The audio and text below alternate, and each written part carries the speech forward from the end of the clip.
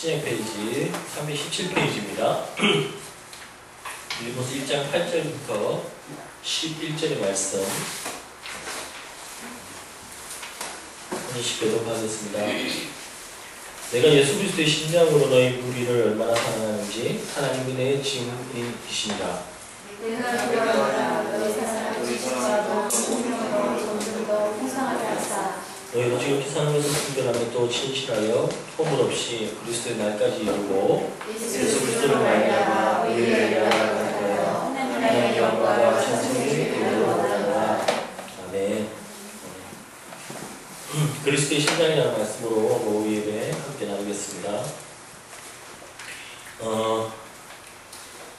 이틀 전인가 그 ESPN에서 이제 40대 기술 토론가하고 60대 토론가하고 함께 토론을 했습니다.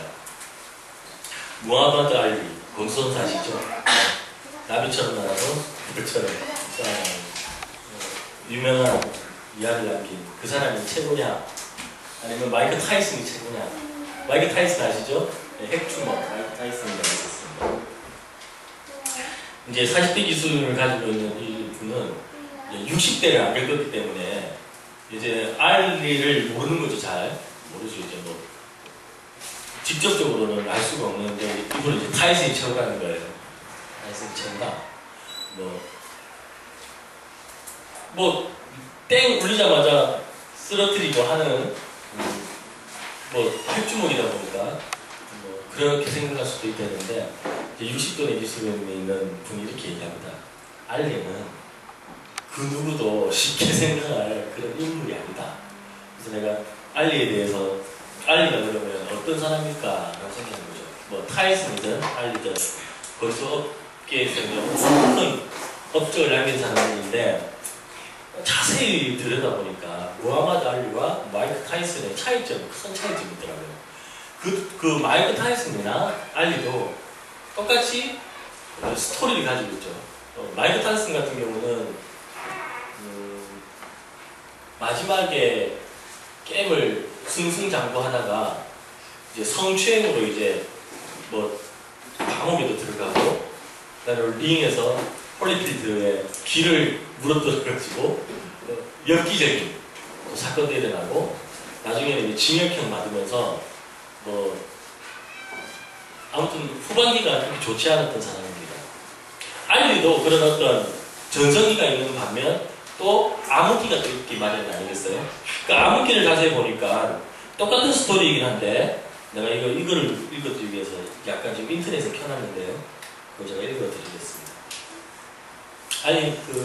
알리가 이제 1965년 11월부터 1967년 3월까지 알리는 6개월가 포함된 8연승을 보이고 총전적은요 29연승, 29승, 9패에 23KO를 달립니다. 근데 이제 여기서 이제 알리가 이제 슬럼프에 빠지는 이제 공격이 생기기 시작해요. 어떤 거냐면 이제 타이슨 같은 경우는 아까 말씀드린 성추행 그런 자신의 어떤 사적인 스캔들 때문에 그렇게 됐다면 알리는 그렇지 않아요. 1964년 미 공군은 알리에 대해서 읽기와 쓰기 능력이 부족해서 읽기와 쓰기 능력이 부족했대요. 그럴 수 있잖아요. 그래서 미국 군 공무에 적합하지 않도록 않기 때문에 판단을 내립니다. 하지만 1966년 미 공군은 알리에게 입대 영장을 발표합니다. 원래 전황이 이제 긴박하게 돌아가니까 읽기 쓰고 갈래 없잖아. 그냥 조금만 쏘면 되니까 그런 생각을 했나봐요. 그래서 월남의 전황이 긴박하게 돌아오고 있었기 때문에 1967년 알리는 그런데 그 입대 영장이 나오는데 군입대를 거부해요. 종교적으로는 무하마드가 했으니까 원래 이름 보면 무하마드 알리가 아니더라고요. 그러니까 이슬람 쪽이긴 해요. 근데 그 종교적으로 의식적으로 병역 거부를 시작합니다. 우리로 따지보면 잘못된 가늠이죠. 잘못된 거지. 노아 지금 같은 경우가 이제 전쟁은 하나님께 속한 거다. 피를 볼 수 없다 해가지고 총을 들고 하자. 군대 가면 군대 가서 종교를 손들어 보세요. 그러면 기독교, 불교, 가톨릭 등등 해가지고 하면 가만히 놔둬요. 근데 나머지 뭐야? 여호와 증인이라고 나와요. 데리고 가죠. 뭐 예전 같은 경우는 서대문도 가기도 하고, 남한산성도 데려가기도 하고 그랬는데, 아무튼 종교 간에 관한 전쟁에 참여하고 싶지 않았던 알리는 다음과 같은 이유들을 내세워요. 나는 베트콩과 아무런 문제가 없다. 어떤 베트콩도 나를 껌둥이라고 부르지 않는다. 나는 백인들이 유색인종의 땅을 불태우고 그들을 죽여서 지배력을 강화시키는 데 힘을 보태고 싶지 않다. 지금은 백인들의 사악한 불의를 종식시켜야 할 때다. 제 고향 루이빌에서는 아직도 흑인들이 개처럼 취급받고 있는데 제가 왜 만마리나 떨어진 그곳에 나아가 또 다른 유색인종의 집에 불을 지르고 그들을 죽여야 한단 말입니까? 멋있기죠, 멋있잖아요. 그러니까 종교적인 색채, 자기의 어떤 내적인 어떤 그런 어떤 갈등들, 그런 것들을 볼 수가 있죠. 그러면서 이제 아까 알리는 공백이 있었다고 했잖아요. 공백은 이 발언을 이제 거침없이 60몇 년도 했다고 하니까 미국 사회가 이제 완전히 난리가 나는 거예요. 미국인, 일본인 이런 알리 입장을 놓고 극단적인 성토가 일어났죠. 악감정을 표출하기도 하고 다른 한편 알리를 반전운동의 상징으로 삼기도 해요. 이때 이제 뭐 마틴 루터 목사님도 백인에게 이제 총살을 당하거든요. 총살을 당해요. 그런데 알리는 병역 거부에 대해 재판에서 유죄가 선고돼요. 징역 5년을 이제 맞게 되는데 이제 복싱이 라이센스도 박탈당하고 이제 복싱 선수로는 이제 안 되는 거예요. 그러니까 복싱 아까 29연승 했지만 이제 한 추후에 이제 무죄를 주장하면서 대법원에 이제 항소하지만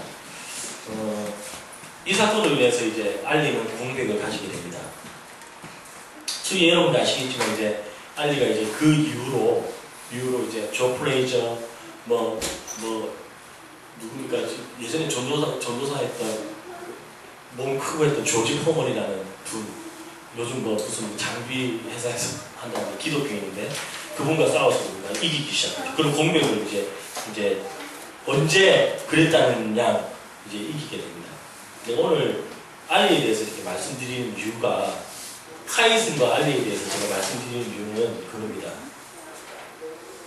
알리에게는 자신의 어떤 흑인에 대한 그 심정, 타이슨도 흑인이었지만 타이슨과 알리에 대한 근본적인 그런 어떤 자신이 생각하고자 하는 그런 어떤 가치나 이런 건 다른 거예요. 타이슨은 돈을 벌어서 이제 여자를 성추행하고 뭐 자기의 어떤 사치스러운 걸로 망했다면 알리는 그렇지 못하죠. 지금으로 따져봐서 똑같은 복싱 선수고 똑같은 흑인인데도 불구하고 존경받는 사람은 알리죠. 알리. 그러니까 이제 아까 말했던 ESPN에서 40대 기수로 60대에 있는 분이 토론을 하면서 해도 40대가 아무리 타이슨이 뭐 잘했다 할지라도 존경받지 못하는 것이죠. 알리에게는 그렇기 때문에 나비처럼 날아서 벌처럼 쏘아온다는 그런 어떤 언변도 있었긴 하지만 그 마음, 심장 속에는 뭔가 모르는 아픔과 함께 자기 흑인 운동가임에서 불구하고 이제 그런 거에 대한 심장이 뒷걸고 있었던 거죠. 그런 아픔들, 흑인이라는 아픔들, 노예의 어떤 아픔들 그런 걸 가지면서 이제 운동을 했으니까 이제 미국 사회에 살면서도 들끓는 그런 백인 우월주의에 이분은 그 어떤 것으로 복싱을 통해서 그리고 자기가 어떤 행동하는 그것을 통해서 이제 알리고 싶었던 것이죠. 이처럼 같은 스토리라도 이 무하마드 알리에 있는 그런 스토리가 있는 자들은 뭔가 다른 것 같아요. 그래서 기독교인 크리스찬이라고 하면 스토리가 있는 자들이에요. 스토리가 있는 자들입니다. 오늘 우리 제목 그리스도의 심장이라는 제목으로 말씀을 전합니다. 그렇다면 그리스도의 심장을 가진 자, 그리고 우리가 그리스도인이지 바울과 디모데가 이 공동 제자라는 걸 볼 수가 있고 공동 저자라는 걸 알 수가 있는데 아무튼 바울이 그리스도의 심장으로 지금 빌립보서에 있는 교회들에게 편지를 씁니다. 편지를 써요. 자세히 한번 볼까요? 1장 8절을 한번 보십시오. 내가 예수 그리스도의 심장으로 너희 무리를 얼마나 사모하는지 하나님이 내 증인이시라. 바울 입장에서는 심장이 뜨거웠던 사람인 것 같아요. 마음이 뜨거웠던 사람입니다. 근데 그 그리스도의 심장을 가진 자가 그냥 마음이 뜨겁다고 해서 심장을 가진 자가 아니고 그리스도의 마음을 가진 자가 아니라 그리스도의 마음을 가진 자는 역설적으로 하면 어떤 표상들이 나타난단 말이죠. 그거는 오해 나누고 싶다. 우리 그리스도의 심장을 닮은 자를 우리가 닮아가기를 소원합니다. 그렇죠? 네, 우리가 그리스도의 마음을 가지고 뜨겁고 또 아파할 때는 아파하고 눈물 흘릴 때 눈물 흘려야 되는 그리스도의 심장을 가진 자이길 원하지만, 그러면 그리스도의 심장을 가진 자는 어떤 표상을 가지고 가야 되나요? 주일날 교회 온다고 그리스도의 심장을 가진 자입니까? 뭐 헌금을 좀 한다고 해서 그리스도의 심장을 가진 자일까요? 주일날 선생님을 한다고 그리스도의 심장을 가진 자고, 내가 이렇게 여러분들에게 말씀을 전한다고 해서 그리스도의 심장을 가진 자가 아니라는 거죠. 그거를 역설적으로 1장 8절부터 11절을 함께 나누면서 어떤 그리스도의 심장을 가진 자는 어떠한 표상을 가지고 있는지, 흔적을 가지고 있는지 함께 나누고자 합니다. 그리스도의 심장을 가진 자는 우선 기도의 출발점을 가지고 있다는 것이죠. 1장 8절, 내가 예수 그리스도의 심장으로 너희 우리를 얼마나 사모하는지 하나님의 증인이시니라. 9절, 내가 기도하노라. 바울은요, 내 심장이 뜨거워지고 나서 초점은 기도부터 시작해요. 그러니까 내가 빌립보 교회를 정말 사모하는 것이 하나님이 증인이시고, 내가 얼마나 애타는 것은 그 누구도 모르지만 하나님이 나의 증인이라는 걸 여러분들이 알 것입니다. 그럼 이제 아까 오전에는 은혜에 대해서 필조를 쓰지 못하지만, 우리가 안타까운 말로 다 못하는 거 뭘 써요? 편지를 쓰잖아요. 편지를 쓰는 것처럼 이 바울 같은 분은 정말 당신들을 사랑합니다. 정말 뜨거운 그리스도의 마음으로 당신들을 사랑합니다. 이거 좀 믿어주십시오. 여러분들은 모를지 모르지만 이건 하나님께서 아십니다. 하나님께서 확증해 주셨습니다. 그렇기 때문에 난 여러분에게 증거합니다. 어떻게 해요? 여러분을 위해서 기도합니다. 기도가 바울에게 자신의 모든 출발점이었고, 반대로는 기도를 사모하는 사람이었습니다. 우리가 이제 어떤 오늘도 뭐 이렇게 새롭게 만난 분들도 있고, 좀 교제를 한다고 하면 기도 제목을 나누고 기도 부탁을 하잖아요. 그게 사실은 가장 큰 부탁이고 가장 부담스러워야 할 숙제였죠. 제가 여러분에게 기도 좀 해주십시오. 여러분 기도하겠습니다. 이건 너무 우리는 쉽게 대답하고 쉽게 부탁을 합니다. 사실 기도라는 것을 해주시는 것을 우리가 일주일 내내 그분을 위해서 기도하는 분이 계시고, 또 여러분을 위해서 기도해 주는 사람이 있다는 것은 그건 보통의 축복이 아니에요. 우리는 공동체라고 하면 기도 부탁합니다. 이것이 우리는 다들 우리 식구들은 기도 부탁드린다는 건 정말 중심에서 나오셔야 되고, 기도해드리겠습니다 하는 것도 중심에서 나오셔야 돼요. 어떤 마음으로? 그리스도의 심장으로, 예수님의 마음으로 나오셔야 된다는 사실이죠. 그런 뜻에서 지금 기도를 통해서 이제 1.9절을 보십시오. 내가 기도하노라. 너희 사랑을 지식과 모든 총명으로 점점 더 풍성해지기를 원한다. 그렇죠. 그러니까 기도하기를 하면서 바울의 초점인 거예요. 이 기도를 통해서 사랑이 더욱더 풍성해지기를 원하는 거죠. 기도의 출발점에 있는 사람은 이 사랑에 초점을 맞추게 돼 있어요. 반대로 사랑을 많이 할 수 있는 사람은 기도할 수밖에 없는 사람이죠. 우리가 그리스도의 마음을 가지고 그리스도의 심장을 가지고 나아가는 사람들은 이 기도라는 아주 그 매개체가 있는데, 이 매개체가 어떤 것으로 발전한다고요? 사랑으로 확증시키는 거죠. 자, 저서 보십시오. 내가 기도하노라. 너희 사랑을 지식과 모든 총명으로 점점 더 풍성하게 하사. 자, 지식도 있고 모든 총명도 있어요. 네. 총명이라 그러면 우리가 선택하는 그 어떤 탁월함이라고 얘기할 수 있는 거거든요. 우리가 생각하고 있는 것도 우리가 지금까지 공부해왔던 그 지식들과 함께 우리의 경험들, 탁월성을 아무리 다 보태어줘도 수학 공식으로 따지면 1번 지식, 2번 모든 총명이 있지만 이 사랑이라는 것에 공식을 대해보면 이렇게 될 수가 없어요. 이렇게 돼야 된다는 거죠. 사랑을 위해서 지식이 필요하고 모든 총명이 필요하다는 사실이에요. 지금 바울은 그 초점으로 기도하고 있습니다. 여러분을 위해서 기도하는데, 여러분들이 가지고 있는 지식이나 여러분들이 모두 가지고 있는 그 탁월성, 총명들을 사랑을 위해서 사용하십시오. 그리스도의 심장을 가진 사람들은 그것을 사용하여야만 됩니다 하는 것이죠. 그렇기 때문에 교회에서는 어떨까요? 교회 공동체는 사랑이 풍성해질 수 있도록 최선의 목적을 추구하는 곳이 바로 교회예요. 교회. 우리가 지식을, 그렇기 때문에 우리가 지식을 가지고 있는 사람들, 지식을 덜 가지고 있는 사람들, 예를 들어 박사학위를 가지고 있다 할지라도 교회에서는 자랑거리가 못 된다. 돈이 있어도 자랑거리가 못 된다. 그것을 어디다 사용해라고요? 사랑을 할 수 있는데, 사랑이 더 풍성해질 수 있는 곳에 사용되어질 수 있게끔 하는데 필요한 것이지, 그 이상도 그 이하도 아니라는 것이죠. 그렇기 때문에 교회는요, 부자도 가난한 자도 함께하는 공동체가 교회죠. 지식인이든 덜 배웠던 덜 배워있던 사람들, 문맹을 가지고 있던 사람들, 문맹인 사람들도 이 교회 공동체 안에 들어오면 이 그리스도의 심장 때문에, 심장을 가진 사람들 때문에 모인 표상인 것이에요. 표상이. 여러분 그리스도의 심장을 가졌다고 한다면, 오늘 여러분들이 그래서 숙제가 이거예요. 이렇게 돌아가면서 난 정말 그리스도의 심장, 그리스도의 표상, 그리스도의 마음을 가졌는가? 라는 것은 이 지식과 모든 총명을 가지고 사랑으로 사용하고 있는가? 그것이 우리가 한번 좀 돌아보는 것이 중요할 것 같습니다. 왜요? 점점 더 풍성해져야 된다고 말씀하고 있지 않습니까?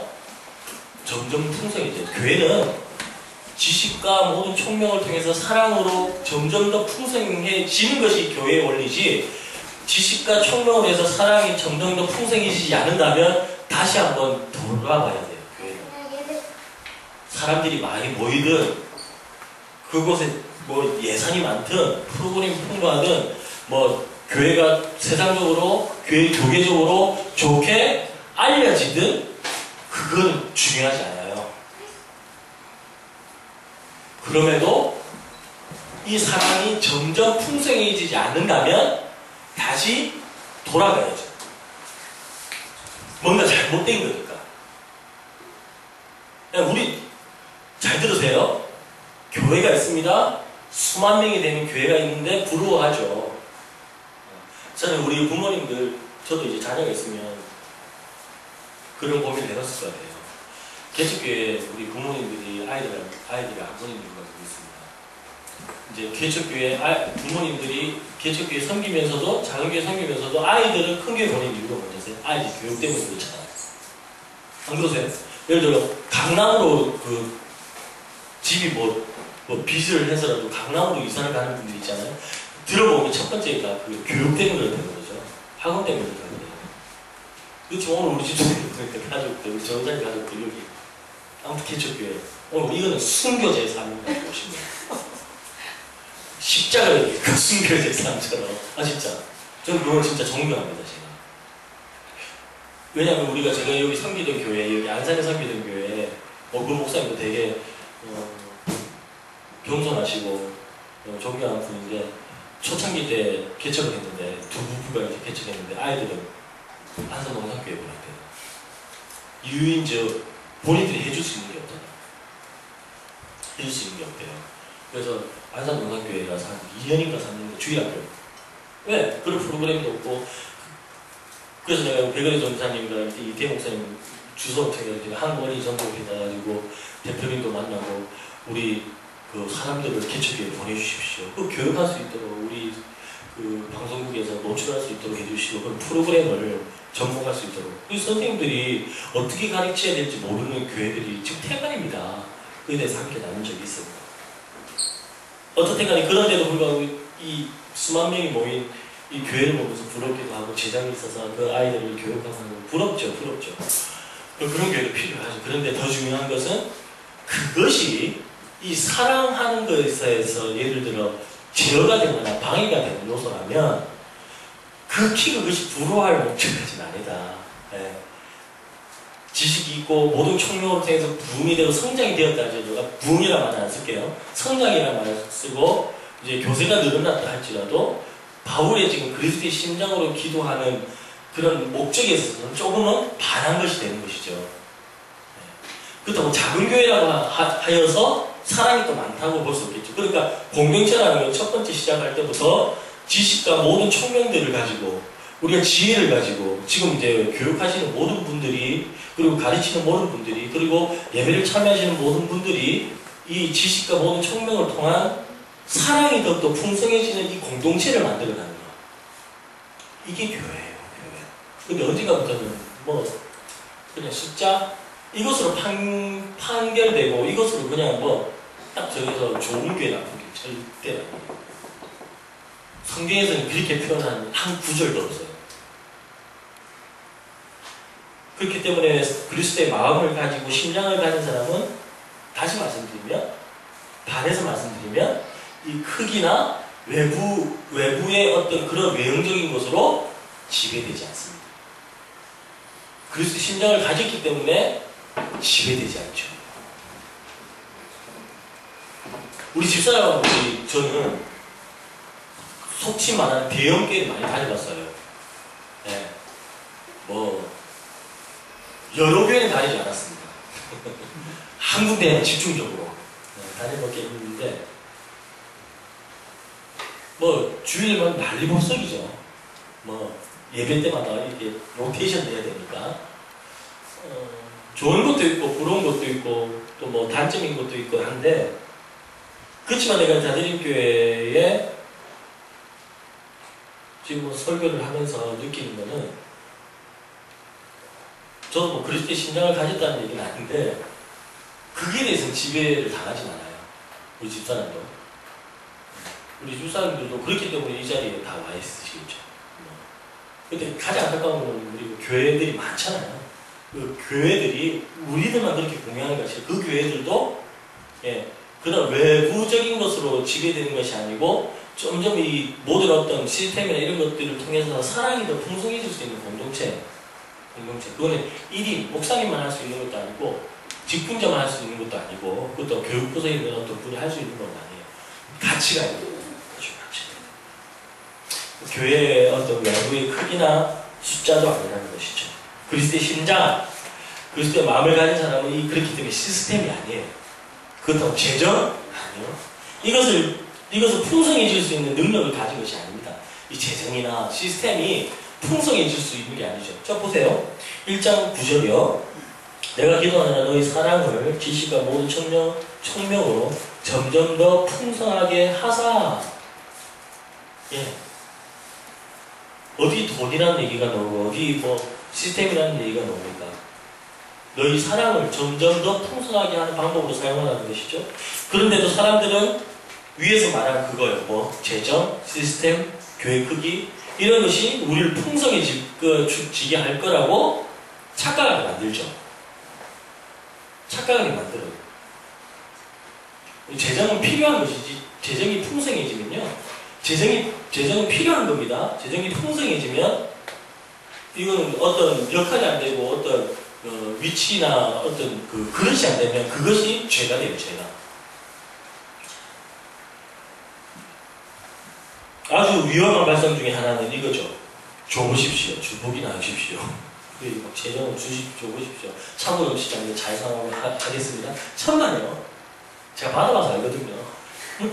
제가 받아봐서 아는데 예전에 뭐 실은 내가 1,000만, 2,000만원씩 이렇게 입금되는 걸 봤는데 몇 억씩 이게 현금을 이렇게 은행에 그럴 때는요 누가 그러더라고요. 숫자의 개념을 잘 모르겠어요. 네? 숫자 개념을 잘 모르겠더라고요. 근데 방송을 하면서 이렇게 뭐 투자하는 분이 이렇게 뭐 해가지고 이렇게 보내주는데 이야 이 돈이구나. 근데 그것은 나를 풍성하게 주는 게 아니더라고요. 나를 더 완악하게 하고 나를 좀 강팍하게 해야 된다고 하는 그런 거죠. 우리 집사님 한번 얘기하면 당신은 언젠가부터 그 돈이 들어오고부터 사람으로 여기시는 그런 어깨에 힘을 주고 내가 더 나와가지고 사람을 중요하게 여기서 그래 너 말고 다른 사람 구하면 엄청 위험한 말씀이죠. 돈으로 다 해결될 줄 아는데 근데 언제 그게 무너지는 줄 아세요? 돈이 떨어지면 돈이 해결해주는 가장 쉬운 건 그거예요. 돈을 통해서 어떤 행복해질 것가 아니에요. 그걸 통해서 조금은 위로가 되고 좀 여유로워지는 거에서 그것을 통해서 풍성해지는 것 같진 않아요. 예, 풍성해지진 않아요. 예를 들어 아까 실은 그 비빔밥 먹으면서 비빔밥에 야채를 너무 많이 주셔가지고 이런저런 많이 먹었는데 그것이 풍성해지는 것이지. 어디 뭐 조찬 가가지고 예? 잠도 제대로 안 되고 불편한 사람들끼리 앉아가지고 예? 뭐 요즘 저도 하도 이제 그러는데 좀 갈 일이 좀 많아가지고 가면 불편해 죽겠어요. 뭘 먹는 건지 별로 맛도 없는데 예? 동그란 탁자에 앉아가지고 꽃 같은 거 하나 넣고 예? 고기 덩어리 하나 넣고 이거 뭐 몇만 원이라고 뭐 건강에 별로 안 좋은데 근데 그런 게 좋은 것이죠. 근데 우선은 이 가장 쉬운 열정은 이제 선배님들이 얘기할 때는 못 느꼈는데 제가 체험해 보니까 가장 쉬운 사람은요 돈을 줘서 해결받을 수 있는 사람이 가장 좋고요, 가장 쉽고요. 돈을 줬는데 이 움직이는 사람은 가장 쉬운 사람이에요. 한번 실험해보세요. 아이들한테 돈을 줬는데 이게 잘 넘어간다. 그게 쉬운 애야. 근데 돈을 줬는데 별로 안 넘어져. 그게 인물이 될 수 있어요. 그러니까 많은 큰 돈 한번 해봐야지. 아이들 한 초등학교에 이제 1,000원짜리 잘 안 사올 수 있잖아요. 한 10,000원 좀 그렇고 한 5,000원 가지고 좀 애매모호하긴 한데 한번 테스트를 한번 해보죠. 우리가 유혹이 아니잖아요. 테스트. 시험. 그래서 가장 해결할 방법이 우리 권사님의 집사님 아시겠지만 가장 힘든 사람 아닙니까? 사람. 돈을 줬는데도 움직이잖아. 무서운 거예요. 네. 돈 통했는데도 어떤 시스템을 통했는데도 그 사람이 움직이지 않아요. 네. 어떤 외형적인 어떤 명예를 줬는데도 그 사람이 움직이지 않아요. 그건 무서운 거예요. 그것이 바로 근데 그리스도의 심장을 가진 사람들이에요. 그리스도의 심장을 가진 사람들은 그런 연습들을 계속해서 되어진다면 추후에 다중교회가 1,000명, 2,000명, 수만 명이 되어져도 그런 공동체들이 분들이 모인다면 더 건강한 것이 되는 거죠. 그렇게 되면 장로교 피택이 되고 목사님들이 많아지고 부서들이 많다 해도 그것에 대해서 좌지우지되지 않는다는 거죠. 근데 이제 그것이 조금 연약해지면 나중에 내가 다중교회에서 내가 초창기 때 뭘 했네? 나한테 이렇게 대접할 수 있어요? 뭐 그런 류의 이야기들이 안 나올 수 있는 거예요. 우리 집사님들 요새 다 큰 교회에서 와봤기 때문에 다 아실 거예요. 편히 볼 거 다 보고, 예? 개척했으면 개척했다고, 뭐 건축할 때 내가 건축된 어떤 위원장이었다고 그러고, 그런 어떤 아픔들이 많은 것이 교회이죠. 교회가 완전한 교회가 있겠어요. 생각하니까. 그러면 우리의 내부적으로 할 수 있는 가장 큰 훈련은 이 그리스도의 심장을 가지고 많은 어떤 지식이나 어떤 돈이나 어떤 시스템이나 명예나 총명이 있다 할지라도 우리의 사랑을 더 크게 만드는 것이 아니라 사랑 안에서 갖춰지게끔 우리 훈련을 해야 된다는 사실입니다.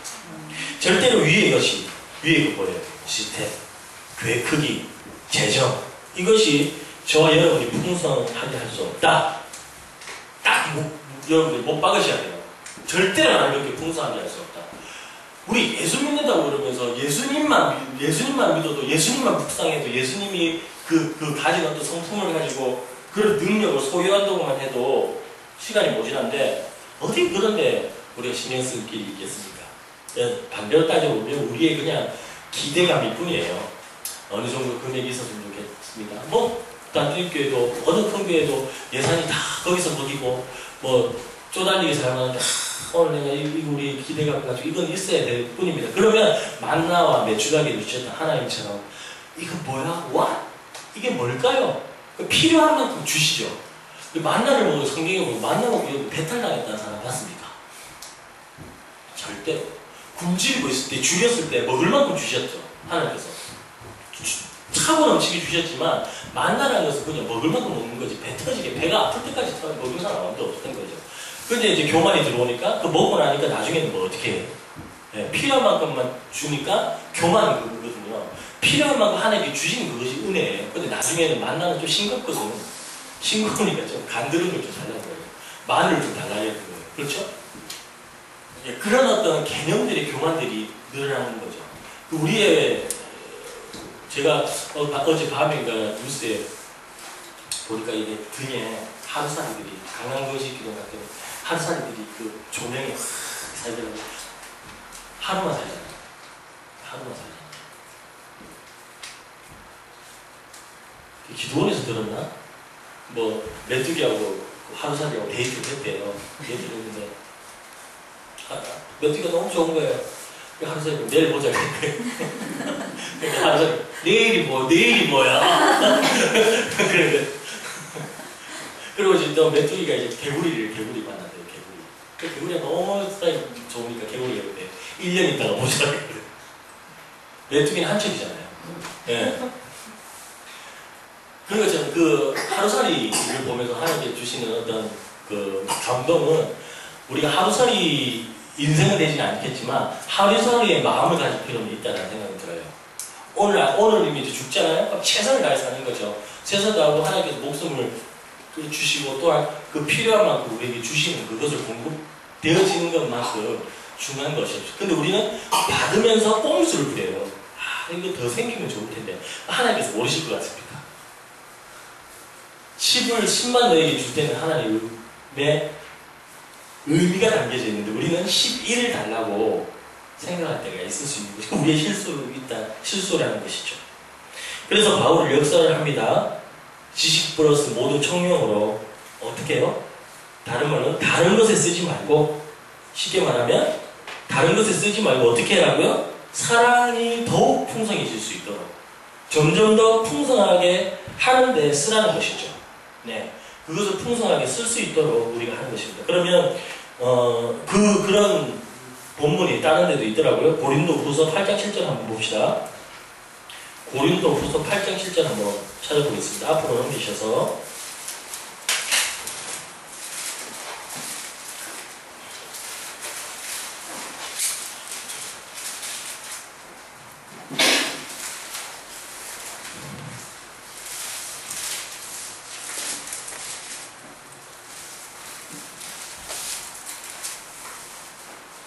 예, 같이 읽겠습니다. 시작. 오직 너희는 믿음과 말과 지식과 모든 간절함과 우리를 사랑하는 이 모든 일에 풍성한 것 같이 이 은혜도 풍성하게 갈지는 만에 보세요. 그러니까 뭐 요 지식, 총명 또 여기서는 어떻게 해요? 믿음, 말, 지식, 모든 간절함을 우리를 사랑하는 이 사랑에 플러스하여서 이것이 이제 모든 일이 넉넉해지니까 그것을 바로 은혜. 우리 전사님 이름처럼 은혜. 은혜는 딴 거 아니에요. 네. 이 지식하고 총명을 나눠서 사랑으로 바뀌어버리면 그때는 아깝거든요. 네. 막 여기 와서 여러분들이 최선을 다해서 여기서 헌신하고 이제 신앙의 생활을 여기서 하시는 거잖아요. 신앙의 생활을 하시면 다른 사람들에 비해서는 손해를 보는 것이 있죠. 아이들, 아까 뭐 말씀드렸던 아이들의 교육이나 이런 것들이 뭐 백은혜 선생님 잘하시니까 그나마 전화하시지만 뭐 작은 교회 그리고 뭐 여기서는 조금만 더 사람을 부딪히잖아요. 네? 조금만 가도 싶다. 옆에 화장실 바로 너무 본다. 그리고 바깥쪽 나가. 좋더라고요. 주차하러 가면 바로 집 크기야. 그리고 들어오면 신발 벗고 한 1m 구이거든요. 좋단 말이죠. 그렇지만 좋을 때는 그런 한없이 좋은 것들이 조금 불편해지고 은혜가 아닌 것을 하면 이게 사탄이 그런 걸로 이제 꼼수를 하는 것처럼 이 지식과 총명과 모든 말과 믿음이 그 사랑으로 다 점점 더 풍성해지는 것을 은혜라고 한다면 우리가 그것을 계속 좀 추구해보면 어떨까요? 추구해보는 게 어떨까요? 어렵지만 이게 쉬운 게 아닐 거라는 거죠. 그렇지만 그리스도의 마음을 가진 자들은 그렇게 밖에 할 수 없다는 거죠. 누가 시켜서 하나요? 누가 시켜서 하나요? 마음이 그렇게 흔들리는데 어떻게 마음이 그렇게 흔들리는데 하영영 목사님이 소천하기 전에 제가 워크숍을 뭐 인터넷상으로 좀 봤는데 그런 내용을 말씀하시더라고요. 그 목회사관학교라고 해서 장로님들 목회자들 말씀하더라고요. 목회자들한테 이제 얘기하면서 비전을 공유하는데 그런 얘기를 하더라고요. 목회자들끼리 우리는 힘들다고 하지 마시다. 우리 피곤하다 말하지 맙시다. 우리는 주의 종이잖아요. 여러분들 그거 각오하고 이 길 가잖아요. 이렇게 얘기하더라고요. 이 길을 가고자 시작했으면 힘들면 말하지 말자고요. 이 길을 가고자고 했다면 내가 이걸 왜 하지? 그런 말 하지 말자고요. 그처럼 이 풍성해지는 것을 맛보게 되면 이 은혜라는 것은 누가 이렇게 말로 표현 못하는 그 무엇이 이렇게 오는 것이죠. 그렇다면 이 모든 이 기반적인 것으로 사랑을 덮어서 은혜라는 것이 있다면 궁극적으로 이렇게 풍성하게 되어지는데 목적은 뭘까? 이것이 이제 그리스도인의 시작이 단계였다면 목적이 분명히 있을 거 아닙니까? 오늘 본문에서 그걸 찾아볼 겁니다. 자, 본문으로 돌아와서 1장 9절을 보세요. 1절, 9절 읽었고 10절, 11절 같이 읽겠습니다. 시작!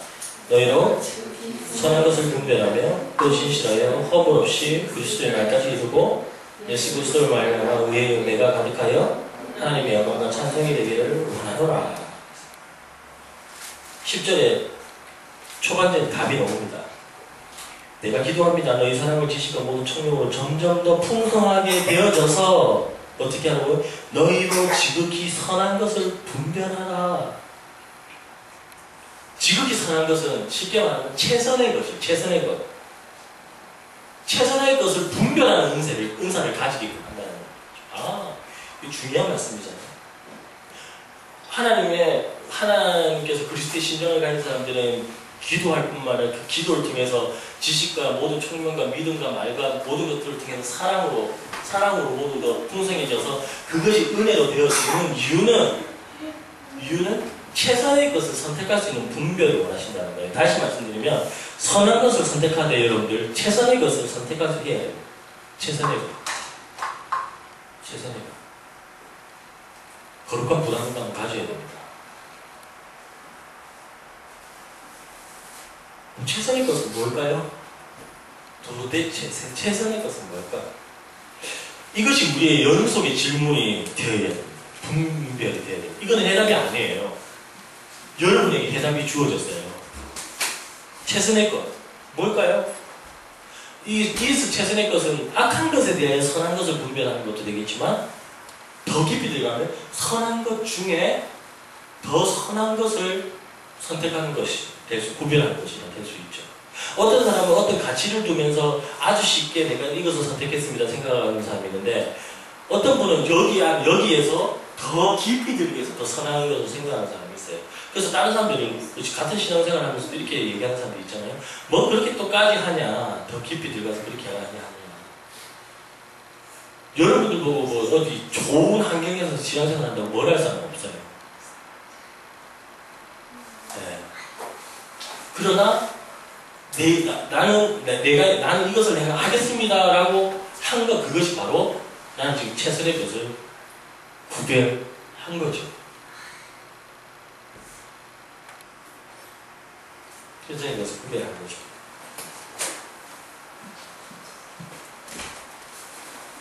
지금 이 시간에도 우리가 얼마나 가장 최선의 것을 구별하고 있는가. 여러분들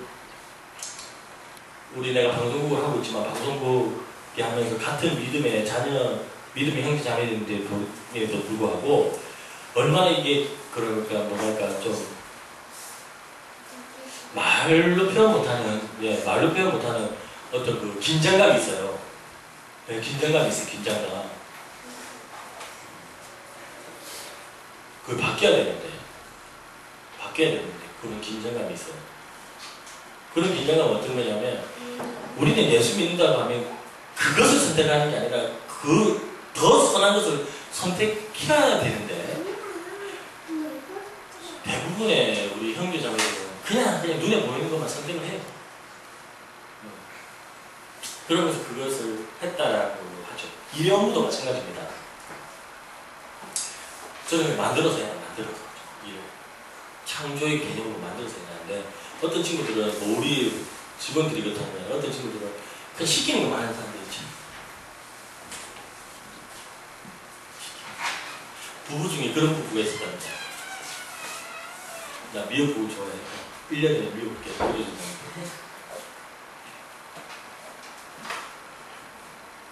좋은 것도 좋은 거지만 그거는 어떤 변수들이 계속해서 있는 거죠. 우리 삶에 있어서도 우리가 악한 것에 대해서 선한 것을 분별하는 것은 조금 얘기하기가 좀 쉽죠. 이거 죄니까 이건 하지 말아야 돼. 그것도 안 하면 문제겠지만. 그런데 선한 것을 했지만 또 선한 것을 하라는 것을 그걸 다른 말로 그릇이야. 그릇. 종지에다가 그냥 간장만 넣을 수 있는 그 그릇에다가 아까 말했던 비빔밥을 올릴 수는 없겠죠. 예. 그런 그릇을 맡기는 것도 리더자의 입장이긴 하나 가장 아쉬운 것은 알면서도 선한 것을 선택 안 할 때가 있어요. 침묵의 죄를 짓고 있을 때도 있죠. 예, 싫어. 그러니까 가만히 있으면 손해는 안 보니까 나서면 손해보는 것 같고, 근데 손해보므로 인해서 해결이 된다고 하면 우리가 좀 손해보면 좋은데 그렇지 못하는 경우가 있다는 것이죠.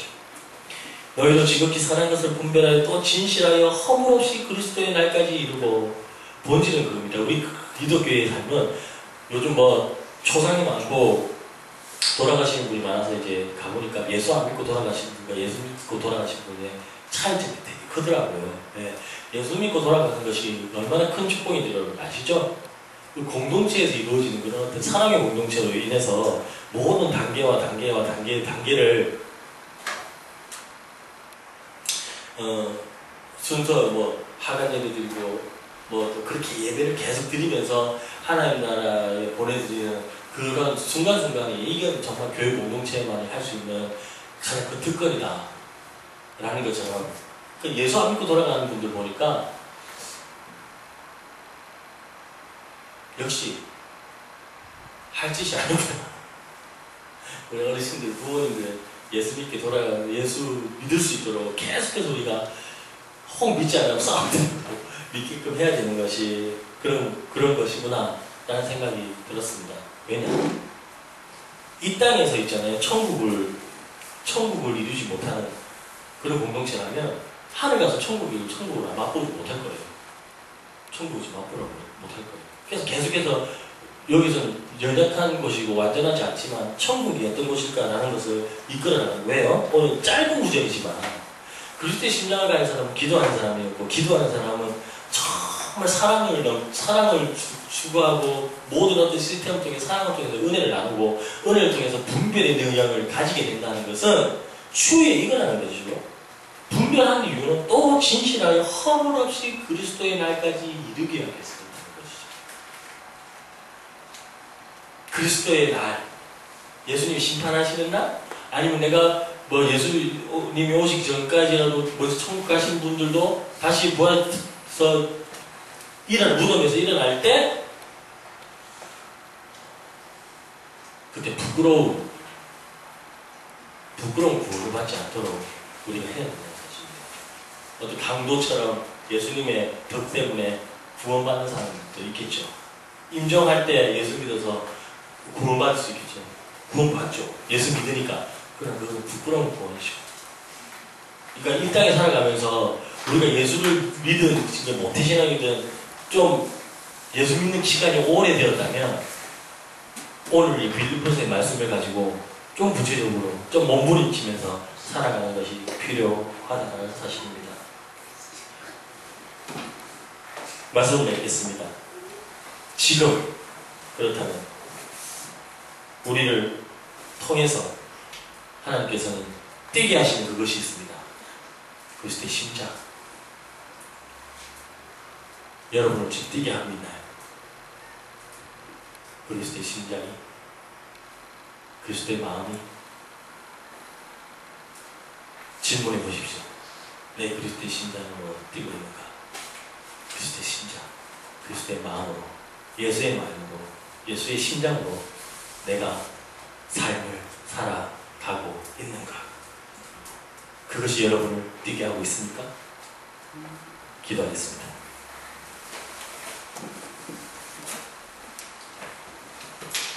하나님 아버지, 우리를 뛰게 하는 그 무엇, 예수 믿었기 때문에 이겨야 하는 그것. 우리는 아무것도 없지만 빈손에 가진 것도 없고 물질도 없고 외형적으로는 초라하지만 예수의 심장, 주의 마음, 그것 때문에 우리가 지금 우리를 움직이게 하고 우리를 뛰게 합니다.